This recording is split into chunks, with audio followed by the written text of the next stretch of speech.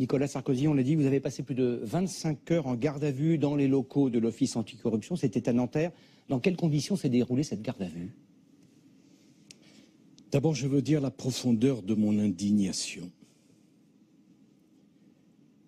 Et je ne suis pas venu ici pour parler de politique, je suis venu ici parce que je dois aux Français la vérité. Je n'ai jamais trahi leur confiance.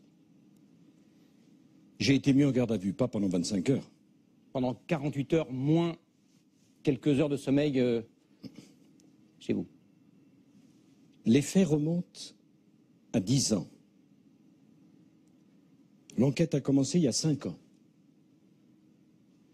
Je dois avoir dépassé les 150 heures de garde à vue et d'interrogatoire divers dans tous les dossiers qu'on a essayé de construire contre moi. Je ne me suis jamais soustrait une seconde aux obligations de la justice. Qu'est-ce qui pouvait bien justifier la garde à vue? Mais peu importe. Les policiers ont fait leur travail en professionnel et je n'ai rien à dire là-dessus. Après tout, je ne suis pas au-dessus des lois, mais je ne suis pas en dessous non plus. Vous aviez reçu, j'imagine, un document vous demandant de vous rendre à cette garde à vue. Vous n'avez pas été surpris? Je n'ai reçu aucun document. J'ai reçu un coup de téléphone et on m'a indiqué que j'étais en garde à vue à 8 heures du matin et Mediapart était informé de ma garde à vue 10 minutes plus tard. Pendant cette garde à vue, est-ce que les policiers ont produit des pièces nouvelles, des enregistrements, des documents, des écoutes pour étayer leur raisonnement, des documents dont vous n'aviez pas connaissance avant cette garde à vue? Monsieur Boulot, je n'avais connaissance d'aucun élément puisque je n'avais pas accès au dossier. J'ai donc répondu pendant près de 2 jours à des questions qui m'ont été posées sans n'être jamais à aucun moment en difficulté, aucun élément nouveau par rapport aux calomnies qui courent certaines rédactions n'a été produit. Aucun. D'ailleurs, monsieur Boulot, si tel n'était pas le cas, j'imagine que les médias du monde entier en auraient été informés. Mais moi, j'ai des documents à produire devant les Français. Car je veux qu'ils sachent ce qui est en train de se jouer et ce qui se passe. Car au fond, on m'interroge sur ma campagne et son financement de 2007. Mais monsieur Boulot, rappelez-vous, entre 2011 et 2013, j'ai été poursuivi et interrogé sur ma campagne de 2007, cette fois-ci parce qu'elle aurait été financée par du liquide obtenu par abus de faiblesse de ma part sur une vieille dame, c'est l'affaire Bettencourt. Et c'est un autre dossier? Non, ce dossier est fini. L'incrimination de délit illégal de financement de campagne, il y a eu un non-lieu. Plusieurs années après, on revient sur la campagne de 2007, mais cette fois-ci, elle n'aurait pas été financée par de l'argent extorqué d'une vieille dame, Madame Bettencourt, mais par un ignoble dictateur qui s'appelle Kadhafi. Quel est le candidat qui a jamais vu sa campagne et son financement mis au laser comme moi? Savez-vous ce que Édouard Balladur en 95. Édouard Balladur en 95. Enfin, je ne pense Il y avait des soupçons de sommes en liquide pour financer cette campagne. Je ne pense pas qu'il ait été mis en garde à vue, tant mieux pour lui. Savez-vous le chiffre qu'ont formulé les policiers? Ils m'ont interrogé sur le liquide qui aurait circulé dans ma campagne de 2007. 38 000 €. Ce qui représente sur une campagne qui a coûté 21 millions d'euros, 0,018%. On est bien loin des allégations folles de M. Kadhafi et de Mediapart parlant de 50 millions d'euros. Mais, M. Sarkozy, en droit français, pour mettre quelqu'un en examen, il faut des charges, ou plutôt des indices graves et concordants. Les 3 magistrats professionnels qui ont jugé qu'il y avait à votre encontre des charges graves et concordantes, se sont-ils trompés, sont-ils aveugles? Ce ne sont pas des charges. Ce sont des indices. Ce sont des indices, soyons précis. On ne peut pas dire qu'ils soient concordants, puisque pas un seul membre de la bande de Kadhafi ne formule les mêmes chiffres. Le document Mediapart, abondamment commenté, je vous ai amené, et j'y ai le droit, un document judiciaire signé par les officiers de police judiciaire qui ont enquêté sur le document Mediapart dans le cadre de l'enquête pour faux que j'avais déposée contre Mediapart auprès du juge Cross. Je vous cite 2 phrases. Ce n'est pas de moi, c'est des officiers de police judiciaire.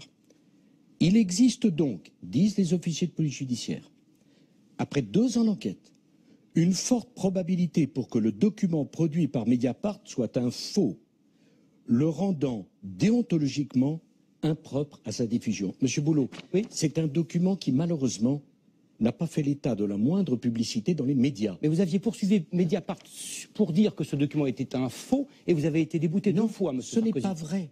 Monsieur, La justice, les experts Monsieur français Boulot, ont dit ce document n'est pas un faux évident. Non. Mediapart a bénéficié d'un non-lieu parce qu'ils ont prétendu qu'ils n'étaient pas au courant de la fausseté du document. Je vous répète la phrase. C'est un procès-verbal de synthèse émanant d'une commission rogatoire signé par des officiers de police judiciaire. Le document produit par Mediapart, il existe une forte probabilité qu'il soit un faux. D'ailleurs, dans les 2 jours de ma garde à vue, j'ai très peu été interrogé sur ce document, car tout le monde sait que c'est un faux.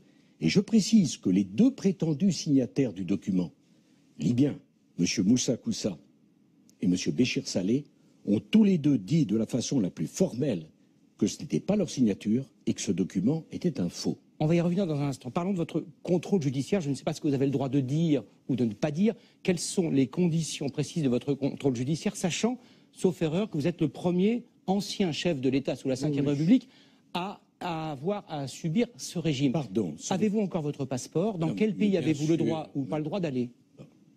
D'abord, on m'impose un contrôle judiciaire, m'intimant l'ordre de ne pas voir M. Takedine. Permettez-moi de vous dire que je n'ai pas envie. On me demande de ne pas voir M. Guéant et M. Hortefeux. Qui, eux, étaient vos proches. Sont Vos proches. Quand vous pensez que l'instruction a commencé il y a 5 ans, si j'avais eu à me mettre d'accord sur quoi que ce soit avec M. Hortefeux ou M. Guéant, j'avais 5 ans pour le faire. Qu'est-ce qui justifie aujourd'hui qu'on me dise « vous n'avez plus le droit d'avoir de contact avec Brice Hortefeux, qui est mon ami depuis 40 ans ». Mais peu importe. Y a-t-il d'autres personnes qu'il vous est interdit de voir? Il y a 3 ou 4 autres personnes, mais peu importe, c'est pas ça qui est important. Dans la justification de la mise en examen, il est indiqué que j'aurais été compromis de façon passive, c'est noté ici, pour favoriser les intérêts de l'État et du régime libyen. C'est une monstruosité.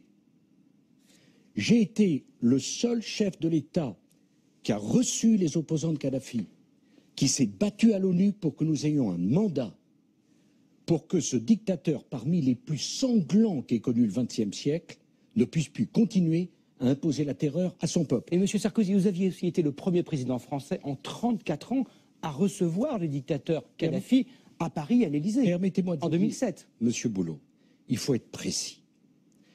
Le jour de mon élection, le 6 mai 2007, je dis Ingrid Betancourt, le soldat Chalit, les 6 infirmières bulgares et le médecin palestinien sont des Français. Et la France, pays des droits de l'homme, se battra pour leur liberté. Ces infirmières et ce médecin ont été torturés, violés, battus pendant 8 ans par ce dictateur infâme. J'ai négocié leur libération. Elles ont été libérées par la France, c'est l'honneur de la France. Et c'est à la suite de leur libération que M. Kadhafi est revenu. J'ajoute que je n'étais pas le seul. M. Chirac, 3 ans avant, avait été en Libye. M. Blair avait reçu M. Kadhafi. Peu importe. Aujourd'hui, qu'est-ce qui reste dans tout ça, M. Boulot? Et c'est ce qu'il faut comprendre.